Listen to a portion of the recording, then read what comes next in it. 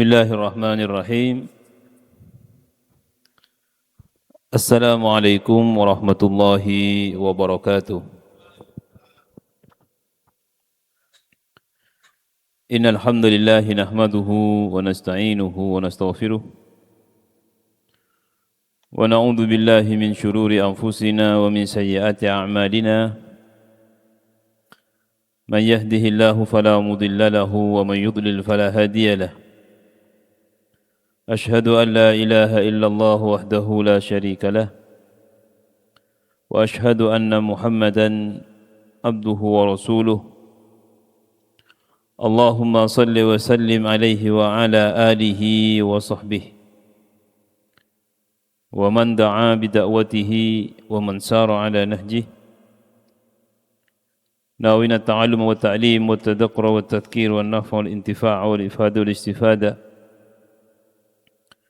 والحث على التمسك بكتاب الله وسنة رسوله والدعاء إلى الهدى والدلالة على الخير ابتغاء وجه الله ومرضاته وقربه وثوابه سبحانه وتعالى أما بعد.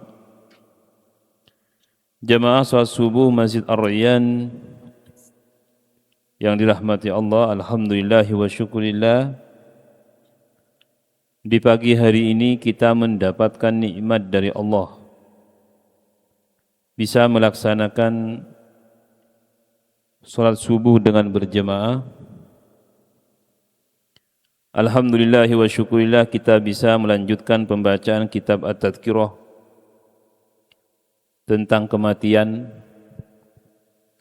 yang disusun oleh Imam Al-Qurtubi Al-Maliki rahimahullahu ta'ala.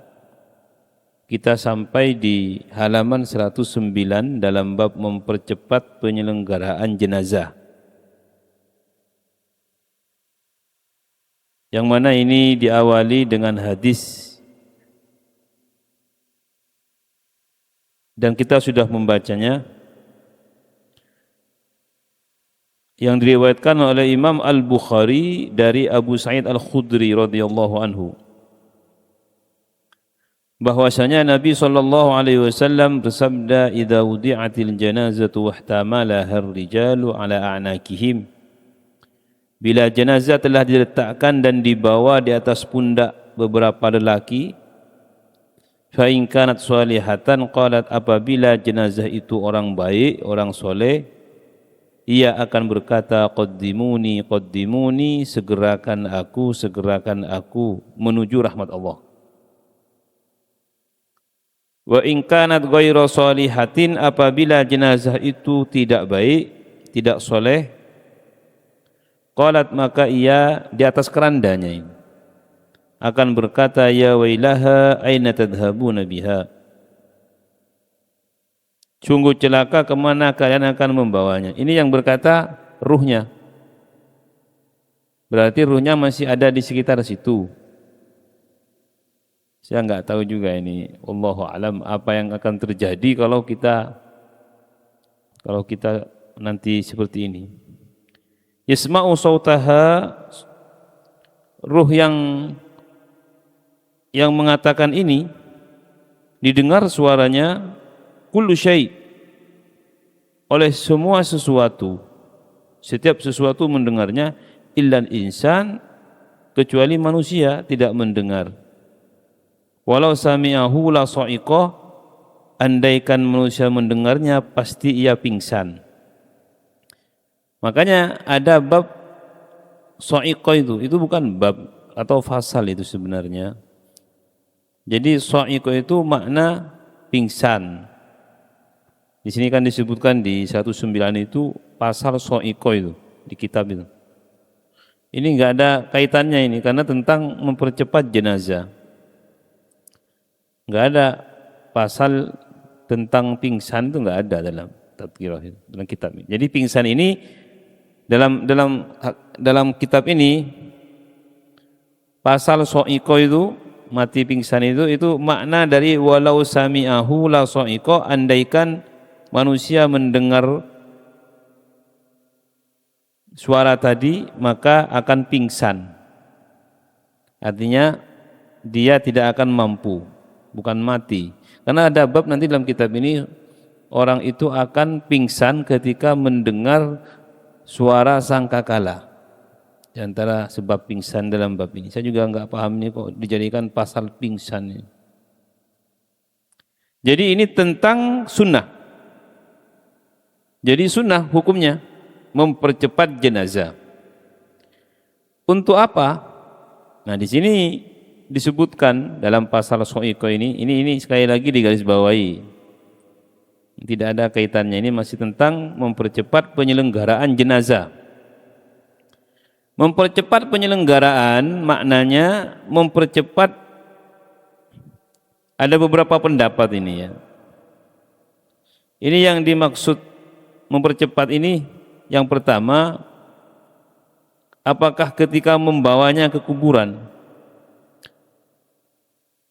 Saya sampaikan secara sederhana, secara fikih dulu, fikih. Kalau kita membawa jenazah itu dicepatkan apa diperlambat? Kalau kita mengacu ke fikihnya, fikih membawa jenazah itu tidak boleh terlalu cepat, tidak boleh terlalu lambat. Tidak boleh terlalu cepat, tidak boleh terlalu lambat. Normalnya itu tidak boleh terlalu lambat, tidak seperti membawa barang apa namanya? Ya, pokoknya ya tidak kayak santai-santai gitu. Nah, batasan cepatnya tidak boleh lari-lari. Kecuali di haram itu mengejar upah itu. Orang-orang hitam itu loh yang manggul-manggul gini. Itu ngejar upah itu aslinya makruh itu. Enggak boleh itu. Ya, mungkin mereka juga banyak banyak pesanan kan. Semakin cepat semakin banyak uang. Jadi intinya begitu, kalau membawa jenazah ke kuburan jangan terlalu cepat, jangan terlalu lambat. Kalau orang yang bawa, kalau jenazah juga begitu aslinya. Hanya sekarang di Indonesia ini sudah terbiasa jenazah itu ugal-ugalan. Gak tahu mau ingin cepat kemana. Kalau membawa orang sakit boleh, karena harus dikasih jalan. Kalau membawa orang sakit, siapa tahu nyawanya tertolong. Kalau membawa orang mati, secara fikih saya melihat itu nggak boleh sampai cepat-cepat gitu. Nggak boleh itu. Ya tapi jangan terlalu lambat. Ya enggak juga. Standar saja itu. Jadi ya kalau kayak ambulan itu membawa orang sakit, monggo dicepatkan. Siapa tahu kita bisa menyelamatkan nyawa, dan nyawa ini salah satu dari al-kulliyat al-khams.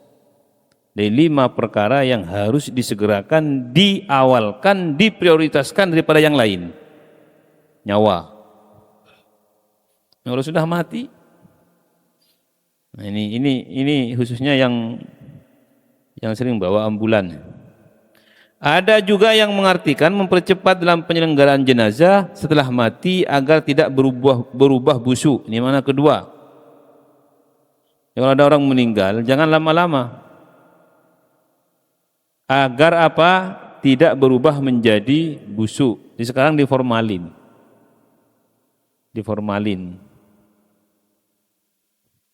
Tapi intinya ya jangan sampai berubah busuk secara normal. Sehari semalam.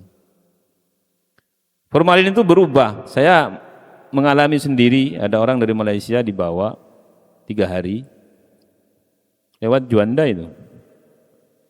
Itu di Juanda itu kerandanya itu sudah rembes dan baunya enggak enak. Bau antara formalin campuran ya bangkai manusia.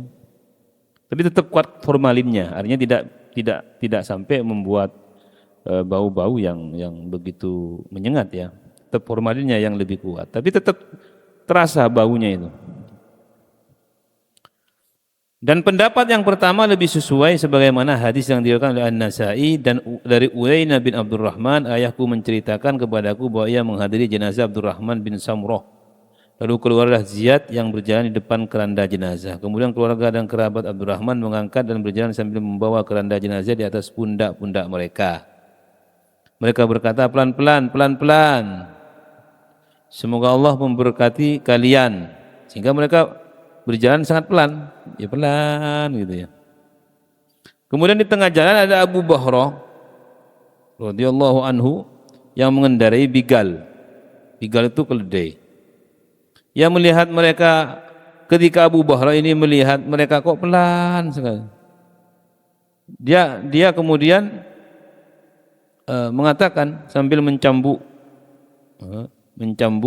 keledainya, bigolnya, cepat demi zat yang memuliakan wajah Abu Qasim sallallahu alaihi wasallam, Nabi kita Muhammad sallallahu alaihi wasallam, sungguh aku telah melihat para sahabat Rasulullah bersama Rasulullah sallallahu alaihi wasallam hampir-hampir pasir berterbangan karena cepatnya kami berjalan, dan mereka pun berjalan dengan cepat.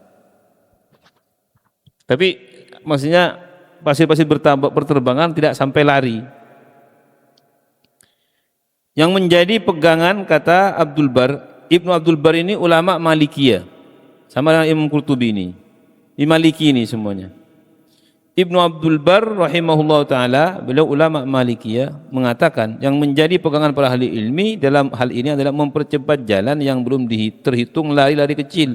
Jangan sampai masuk ke dalam kategori lari-lari. Dan mempercepat dalam berjalan lebih mereka sukai daripada memperlambatnya. Tetapi juga makruh mempercepat jalan hingga menyusahkan orang-orang lemah yang terus mengikuti jenazah. Jadi saking cepatnya orang-orang yang lemah itu, yang tua, maksudnya lemah ini tua, itu nggak bisa ikut, tertinggal itu makruh hukumnya. Tapi kalau sekarang pakai sepeda, afdolnya itu jalan kaki kalau ikut jenazah itu. Tapi sekarang kan jauh Pak. Kalau di sini dikebumikan di mana? Ke Putih ya, jauh ya. Gak mungkin jalan kaki kan? Iya, gak mungkin jalan kaki. Itu biasanya ambulan, yang lain sepedaan atau mobilan. Begitu. Ya itu ya apa namanya, tidak apa-apa. Gak makruh. Tapi ya kalau dekat-dekat ya jalan kaki saja. Lebih afdol. Ya karena mengiring jenazah itu sunnah. Nah, apakah kalau pakai sepeda atau mobil hilang sunnahnya? Ya enggak. Tetap ada, tapi afdolnya tetap jalan kaki. Khususnya yang dekat, ya kalau jauh. Kenapa? Karena kalau panjenengan maksa jalan kaki, karena sunnah afdolnya jalan kaki, maksa, ya ditinggal. Nggak mungkin nunggu yang jalan kaki kan. Itu pendapat dari Ibnu Abdul Bar. Ibnu An-Nakhai rahimahullah ta'ala berkata, percepat sedikit dan jangan kalian memperlambatnya seperti orang-orang Yahudi dan Nasrani. Percepat. Nah, ini tentang bagaimana kita memperlakukan mayit dan menyelenggarakan proses jenazah itu ketika dimandikan, dikafani, disolati dan dikuburkan itu harusnya dengan cepat dan segera. Enggak tahu kecuali ada halangan. Tapi itu pun jangan sampai terlalu lama. Bab selanjutnya yaitu bab yang ke-24, membaca Al-Quran di kuburan dan sampainya pahala qiraah, doa dan sedekah kepada mayit. Ini beliau Imam Qurtubi itu Maliki. Madhab Maliki ini secara fikih dulu. Maliki, Hanafi dan Hambali mengatakan orang membaca Al-Quran itu kemudian bahasanya dihadiahkan kepada orang mati itu sampai. Dalam madhab Syafi'i itu tidak sampai. Tidak sampai. Nah ini di Indonesia kebalik. Biasanya yang getol bermadhab Syafi'i itu NU. Tapi NU mengatakan ikut yang sampai. Jadi ikut Maliki. Malah Muhammadiyah yang ikut Syafi'i. Muhammadiyah itu enggak sampai. Bukan doanya, bacaannya itu. Baca Yasin panjenengan. Itu Muhammadiyah kan enggak nyampe kan. Kalau doa sepakat, nyampe. Allahumma fillahu warhamhu afihi. Itu nyampe semua, nggak ada perbedaan. Jadi perbedaan ini kembali kepada perbedaan ulama. Nah, diadopsi di sini di Indonesia kepada dua organisasi ini. Nah, berarti seperti NU itu mengikuti pendapat yang muqabil masyhur. Masyhur Syafi'i itu enggak nyampe bacaan itu. Mau Yasin, mau apa. Kalau doa sampai. Kalau sedekah sampai. Saya niatkan untuk sedekah atas nama ibu saya, atas nama bapak saya, itu sampai itu. Enggak ada perbedaan itu. Karena hadisnya sahih. Sa'ad bin Ubadah kalau tidak salah itu matur ke Rasulullah, ibu saya meninggal. Kalau saya bersedekah, pahalanya saya niatkan untuk ibu saya. Itu boleh. Boleh? Nyampe. Fa ayyus shadaqati afdal. Sedekah yang seperti apa yang paling baik kalau sedekah? Saqyul ma kata Nabi. Sumur atau air. Akhirnya saqyul ma itu semacam sumur itu, berkaitan dengan air. Maka beliau itu punya sumur dalam satu riwayat di Madinah itu yang biasanya untuk nyirami kebun-kebunnya itu diwakafkan. Bukan diwakafkan, disedekahkan ya. Sama diwakafkan, disedekahkan untuk penduduk Madinah dan pahalanya diberikan ke ibunya. Itu boleh itu. Boleh.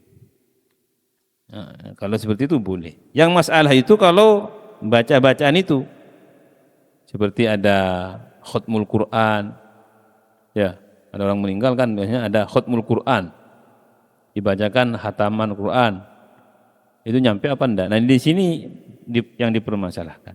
Kalau yang ngarang kitab ini itu madhabnya Maliki. Maliki mengatakan nyampe.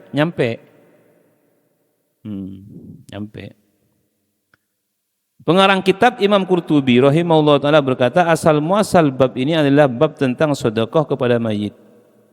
Kenapa kok nyampe? Sebagaimana sedekah nyampe maka bacaan juga nyampe. Itu.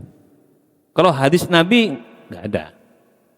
Ada hadis tentang Yasin itu. Begini, bukan hadis, bukan Yasinan. Kalau Yasinan enggak ada, sahabat Yasinan itu enggak ada.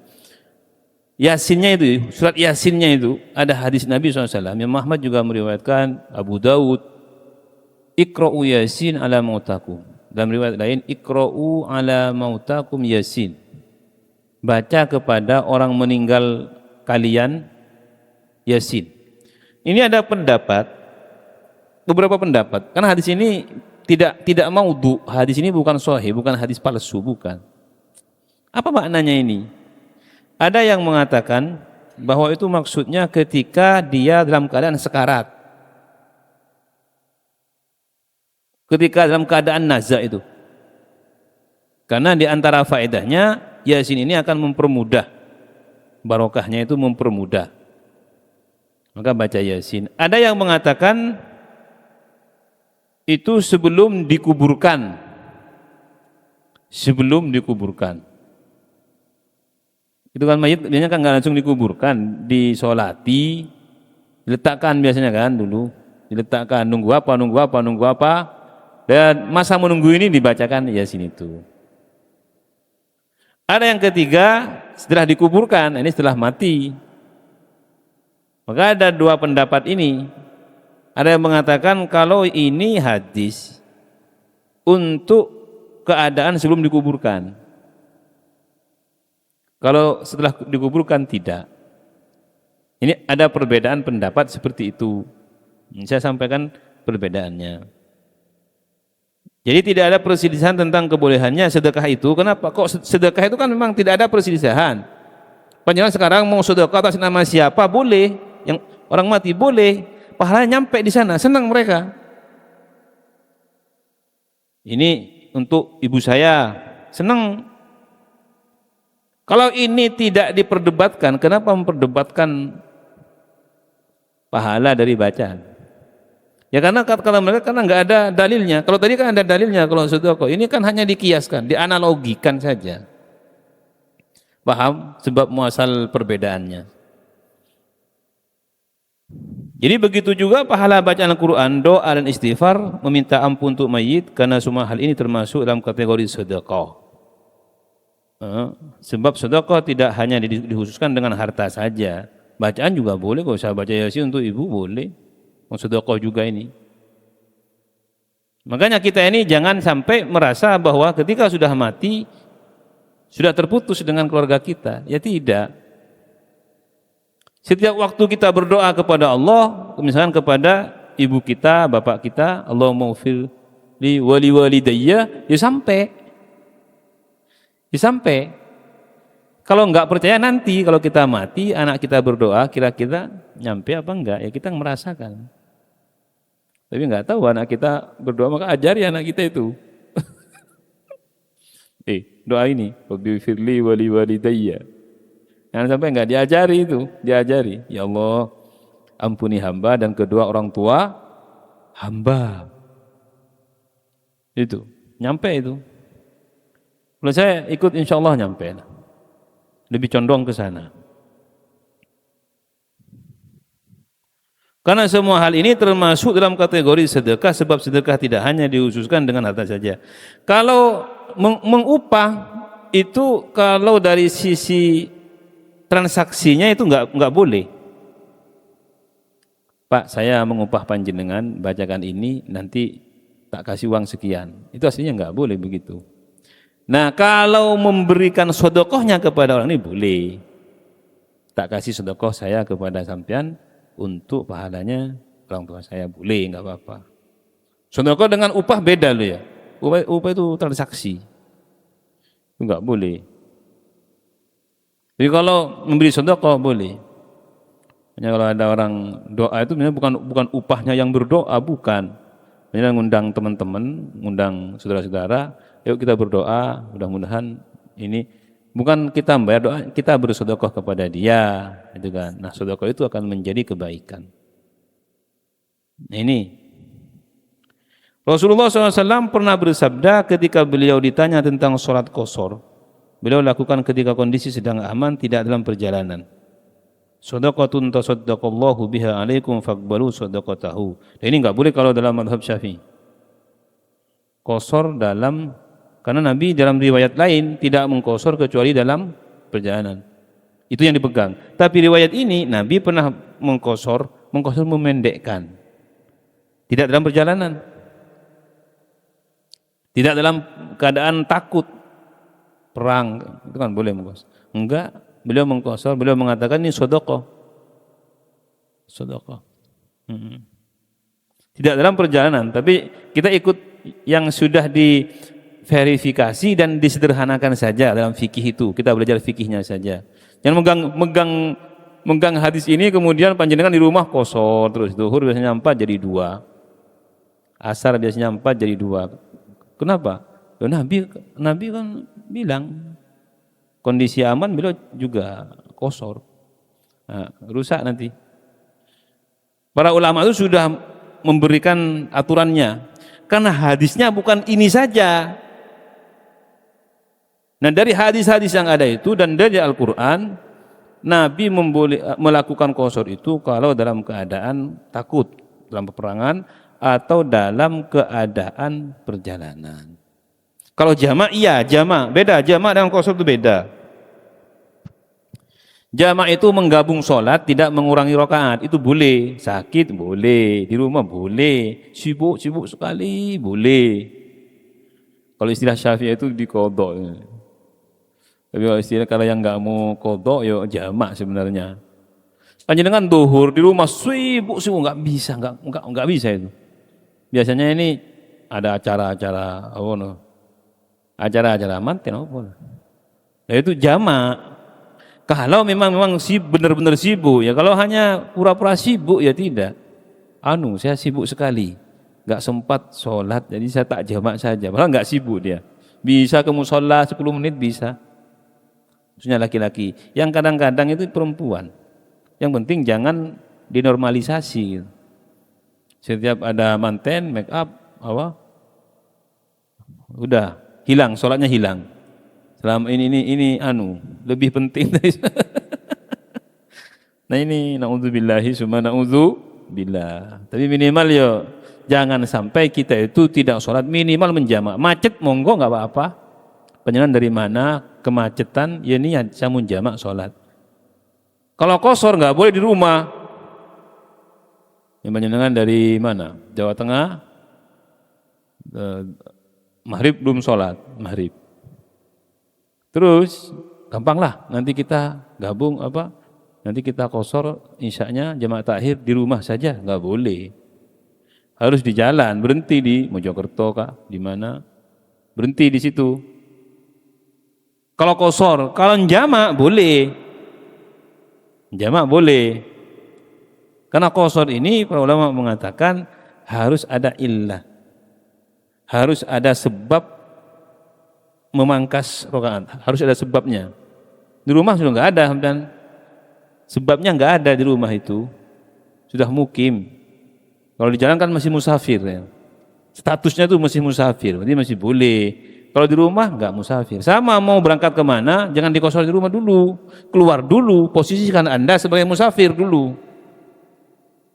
Nah, makanya kata ulama kalau sudah keluar dari pagar kampungnya atau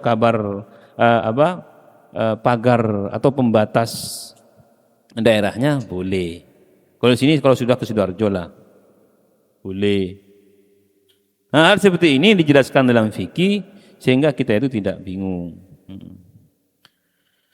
Rasulullah SAW juga bersabda, telah dijadikan sedekah bagi setiap persendian salah seorang di antara kalian, sungguhnya setiap tasbih kalimat. Ini dalam riwayat lain walaupun bukan berkaitan dengan mayit, tapi ini hadis berkaitan dengan bahwa bacaan itu sama dengan sedekah.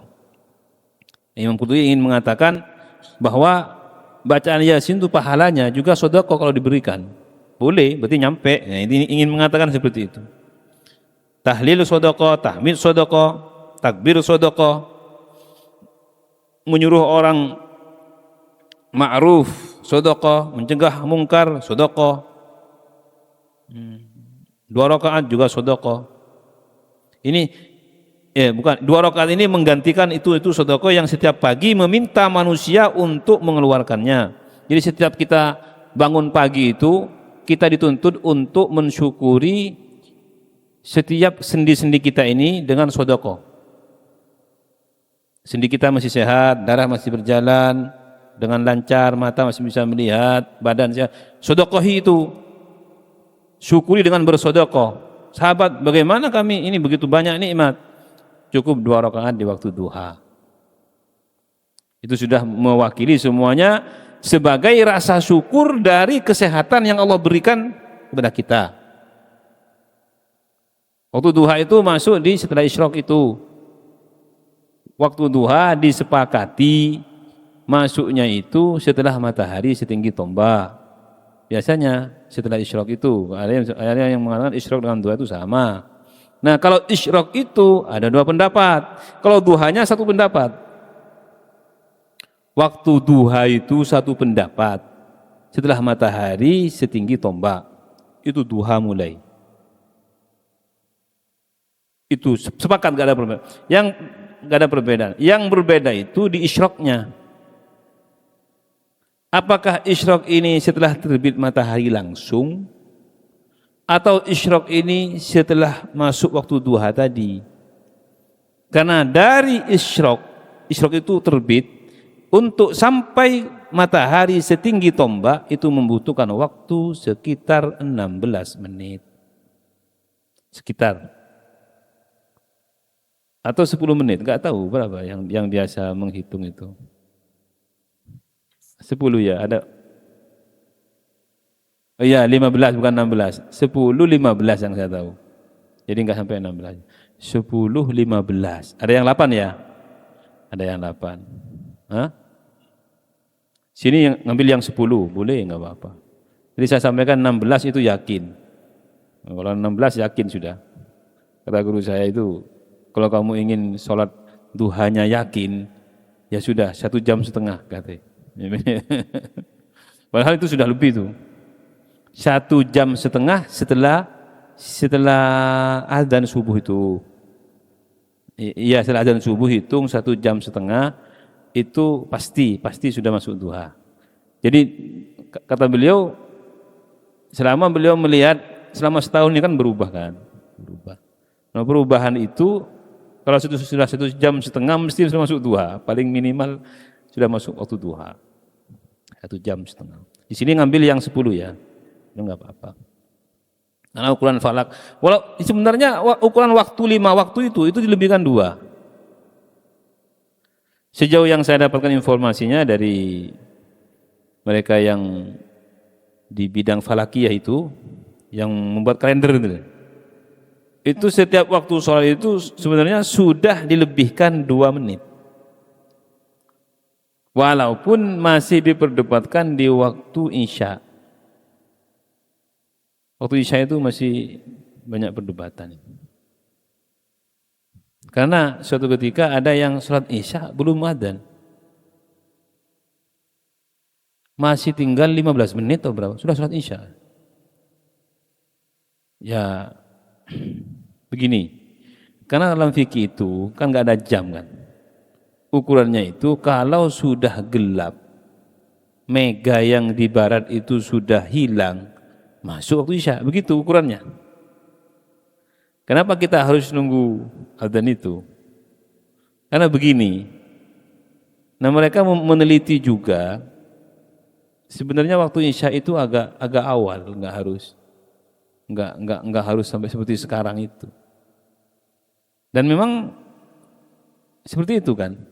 Coba panjenengan sekarang Isya jam 6.37, enggak, 38 ya, 6.38. 6.20 itu sudah gelap. 6.20 artinya 6.38 ya. 41. 6.25 atau 6.30. 6.30 gelap itu. Coba kalau nggak percaya. Kalau di kota nggak kelihatan, kalau di desa kelihatan. Kalau agak keluar kelihatan, gelap itu. Isya kurang 15 menit atau 10 menit itu gelap sudah. Malam sebelum adzan.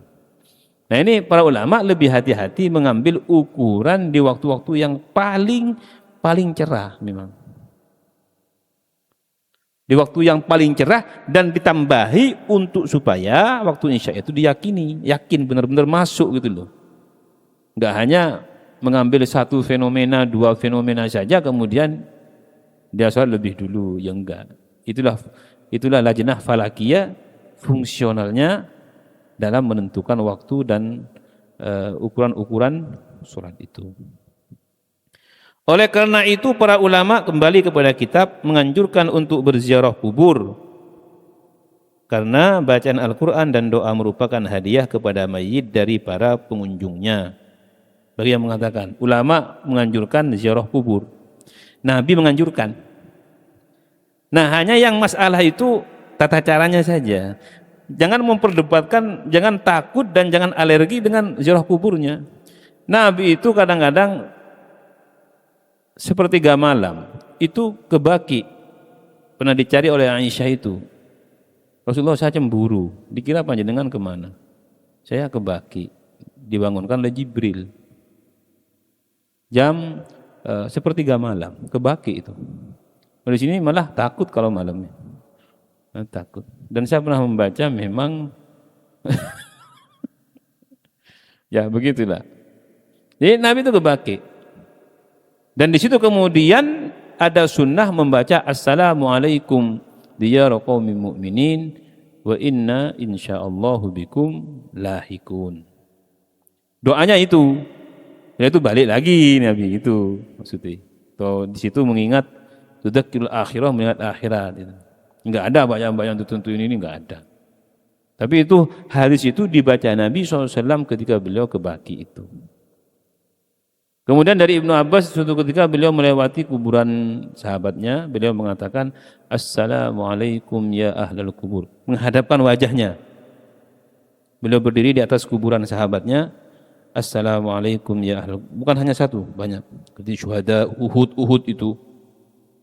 Assalamualaikum ya ahlal kubur, yaghfirullahu lana wa lakum. Seperti itu kalau tidak salah. Siaknya redaksinya beda doanya beliau. Nah, perbedaan doa dari setiap beliau berziarah kubur itu menunjukkan bahwa ya doanya beda-beda, enggak harus sama. Kalau orang umrah itu kan biasanya ke syuhada Uhud ya. Syuhada Uhud itu assalamualaikum ya ahlul kubur, begitu harusnya. Setiap mau membaca di Ma'la kalau di Mekah itu banyak kuburan sahabat. Khadijah istri Nabi dikubur di sana. Nah, itu. Yang dipermasalahan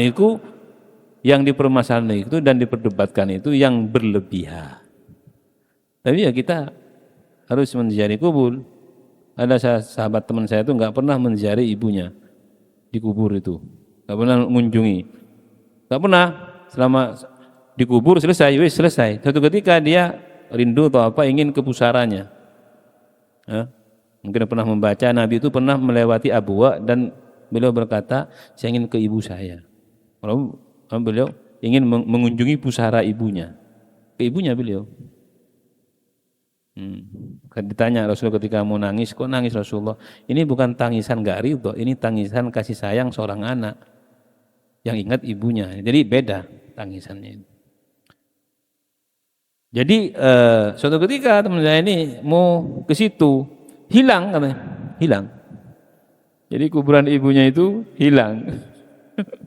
Jadi saking tidak terurusnya mungkin oleh pihak kuburan itu, dianggap tidak ada, orang jauh, dan akhirnya ya hilang. Akhirnya hilang, ya nggak tahu apakah diganti atau ditumpui atau apa itu. Paham ya? Jadi apa yang disyariatkan itu kita lakukan sesuai dengan tata caranya, sesuai dengan tata caranya. Nah,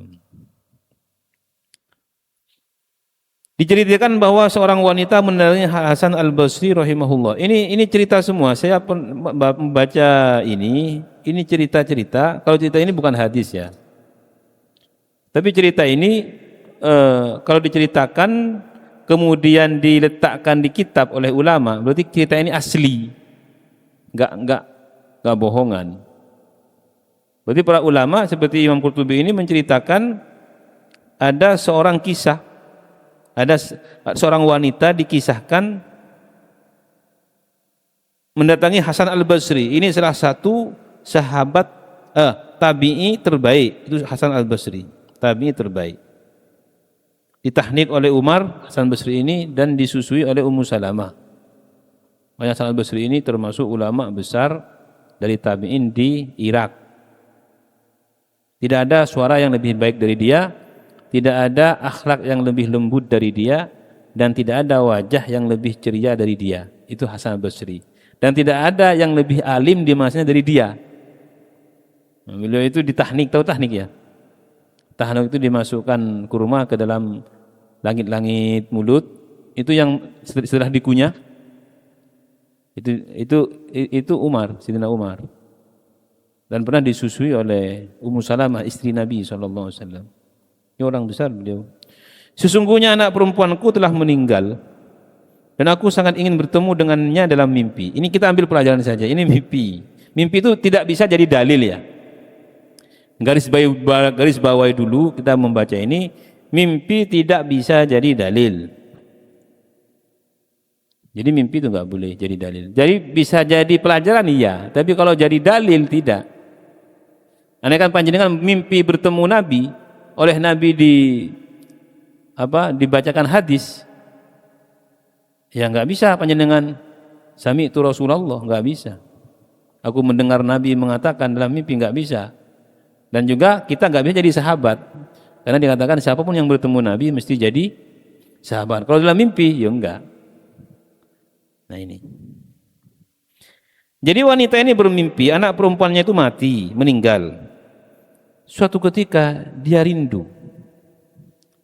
Jadi kadang-kadang kita ada berkaitan dengan orang mati itu ya kadang-kadang ya biasa, tapi tiba-tiba rindu kan begitu.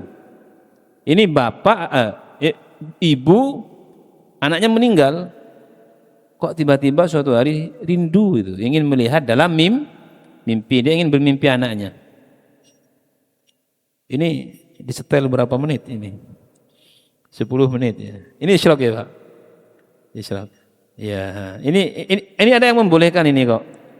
Jadi begini, andaikan ada yang ini kan bunyi nih, isyraq nih.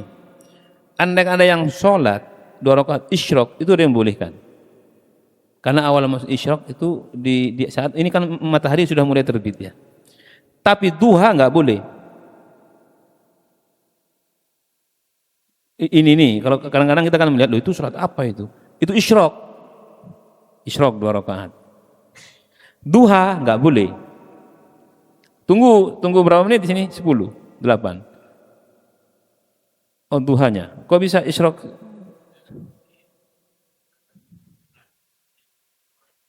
Duha lah. Berarti isyraq nggak langsung ini, nggak langsung sampai benar-benar mungkin ini baru muncul ya mataharinya, nggak kelihatan. Berarti ditunggu sampai 10 menit lagi. Ya, ya. Berarti benar-benar isyraq begitu.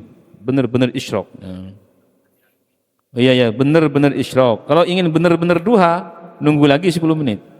Berarti salatnya salat isyraq nanti, jangan salat duha. Isyraq. Jadi perempuan ini ingin bertemu anaknya di mimpi, rindu dia. Maka kemudian minta pendapat kepada Hasan al-Basri. Kata Hasan al-Basri, kamu sholat 2 rakaat. Setelah sholat kamu berdoa. Intinya seperti itulah, ada doa khusus. Nah ketika perempuan ini berdoa, malamnya tiba-tiba dia melihat anaknya memakai tembaga, lehernya dibelenggu, kakinya dirantai. Disiksa. Aduh, anak saya disiksa. Kemudian dia memberitahu kepada Hasan besoknya, Syekh, anak saya kok disiksa ya, saya menyesal. Kata Hasan itu, Hasan al-Basri, iya saya menyesal memberitahu caranya, sholat 2 rakaat, mohon pada Allah agar kamu dipertemukan dengan keadaan anakmu. Ternyata anakmu disiksa, nggak tega dia.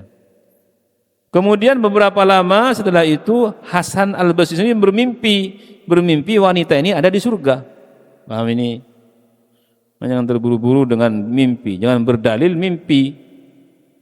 Aku mimpi ini loh, mimpi. Oh, enggak belum tentu. Ibunya mimpinya dia celaka, siksa. Hasan al-Basri di surga. Bertanya, wahai Syekh, kamu tahu aku? Kata Hasan, tidak. Anak itu bertanya lagi, aku adalah anak perempuan dari wanita yang kau ajarkan sholat kepadanya hingga ia dapat bertemu denganku dalam mimpi. Maka ia bertanya, loh kok bisa? Kan dia melihatmu dalam mimpi disiksa, kok kamu sekarang di surga? Apa yang menyebabkan kamu masuk surga? Ia menjawab, seorang telah melewati kuburan kami, kemudian ia berselawat kepada Nabi, kemudian terdengar suara orang berseru, angkatlah adab dari mereka penghuni kubur lantaran berkah dari selawat laki tersebut kepada Nabi. Selawat ini artinya doa. Innallaha malaikatahu yusalluna 'alan nabi ya ayyuhalladzina amanu shallu 'alaihi wa sallimu taslima. Dia berselawat. Nah, selawat itu menjadikan Allah menurunkan keberkahan selawatnya 10 kebaikan, dan itu juga dirasakan oleh yang meninggal. Ini sekali lagi bukan hadis. Ini mimpi. Tapi intinya oleh Imam Qurtubi disampaikan di sini supaya tahu bahwa orang berdoa untuk mayit itu dirasakan oleh yang mayit, oleh yang mati dirasakan. Sebaliknya ada anak enggak pernah mendoakan orang tuanya, dirasakan juga di sana. Enggak tahu, anak aku tuh enggak pernah ingat saya ini. Makanya kata ulama itu, kalau kamu biasa mendoakan orang tua, kamu mati, kapan-kapan anakmu itu oleh Allah dijadikan gemar berdoa, mendoakan kamu.